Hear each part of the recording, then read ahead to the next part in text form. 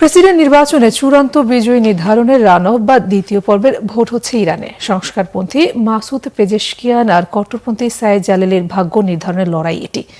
গত ২৮ জুন অনুষ্ঠিত নির্বাচনে ৪ জন প্রার্থীর কেউই ৫০% বেশি ভোট না পাওয়ায় ইরানের নির্বাচনী আইন অনুযায়ী ভোটের পরিসংখ্যানের শীর্ষ দুই প্রতিদ্বন্দ্বীর মধ্যে দ্বিতীয় পর্বে নির্বাচনের ব্যবস্থা করা হয়। স্থানীয় সময় সকাল ৮টা থেকে শুরু হওয়া ভোট চলবে ১০ ঘণ্টা। প্রয়োজনে কোনো কোনো কেন্দ্রে ভোট দেওয়ার সময় বাড়াতে হবে।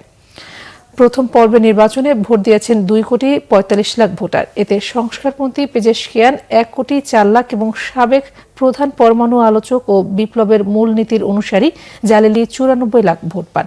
দ্বিতীয় পর্বের ভোটের আগে জোরদার প্রচার অভিযানে দুটি টেলিভিশন বিতর্কেও মুখোমুখি হন তারা। ইরানে আগামী বছরের জুনে প্রেসিডেন্ট নির্বাচনের কথা থাকলেও ১৯ মে হেলিকপ্টার বিধ্বস্ত হয়ে ইব্রাহিম রাইসির নিহত হলে প্রেসিডেন্ট পদটি শূন্য হয়ে যায়।